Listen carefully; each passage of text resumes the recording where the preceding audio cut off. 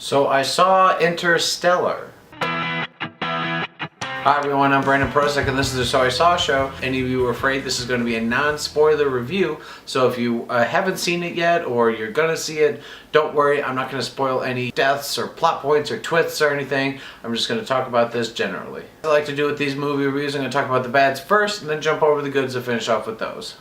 Kicking it off, the first bad thing, not necessarily just be this movie, but it might be like the one fault I hate about Christopher Nolan's movies. Huge Christopher Nolan fan, I've seen all of his films, and the one thing I've noticed that he's done pretty much ever since, I want to say Batman Begins, he likes to enjoy with his sound editing team and the music and the mixing to have the music get really loud while people are talking about this volume compared to the music. So when the music is going really loud, you can't really hear. It's just annoying is because there's parts where you're supposed to hear the dialogue, but you can't because it is just blaring. I felt like an old cranky neighbor trying to, tell his all those damn kids with their music playing so loud. Now if the dialogue wasn't necessary, that'd be fine, but it's so loud that you're just like, oh. One of those moments that if you were watching this movie at home, you'd constantly be having your remote in your hand because you'd be going up with the volume and then back down and then up and then back down. That is one of my biggest pet peeves. And this is going to sound like I'm hating on the ending, and well, I kind of am.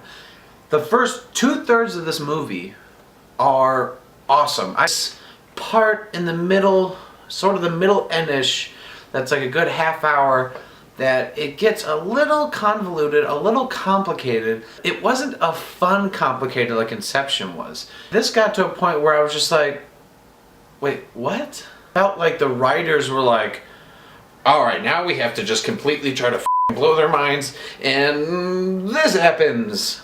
Oh god, Chris, how are they gonna get? But that's it for the bads. Let's jump over to the good side of things.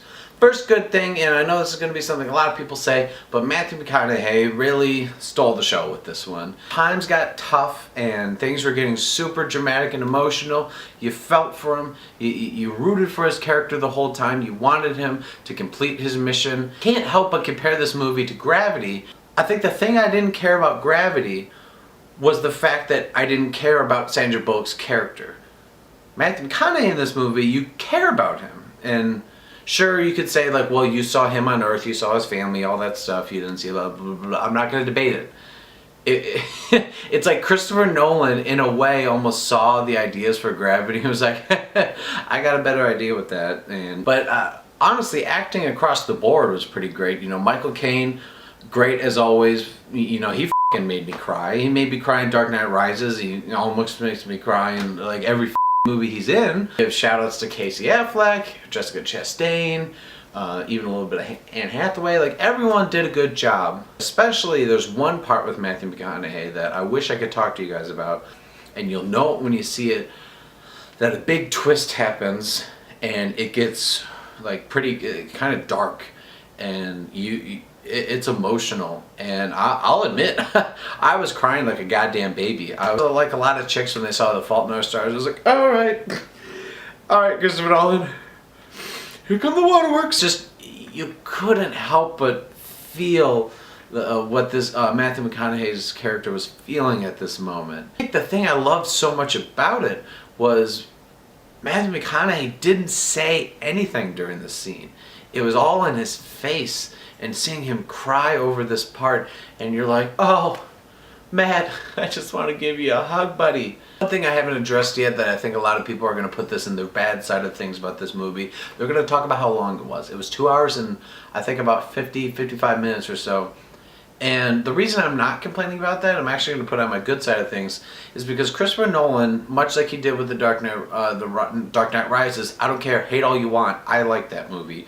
Just get over yourselves. It was never going to be as good as Dark Knight. Some movies, when they're close to 3 hours, you're like, oh God, just end already. Put us out of our misery. Interested in what's happening. Keep us wanting to see what happens to these characters, and where the story's going to go and how it's all going to end. The writing of the dialogue of all the characters, scientific mumbo jumbo, and the way that they were able to explain things in a complicated manner, but not make you just sitting there like, what? What did they say? Something about a wormhole? Is it sexual? I don't think the movie quite blew me away as I thought it would. You know, it wasn't like Gone Girl last month that just was like, holy shit.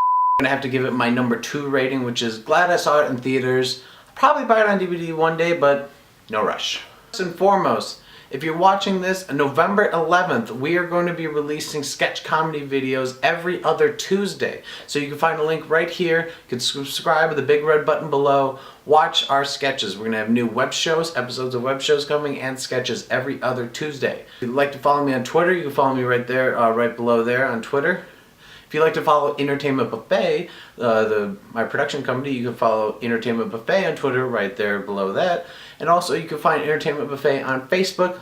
Like us there so keep updated with all these video reviews. Alright guys, thanks for watching. Now you saw the So I Saw show. Alright.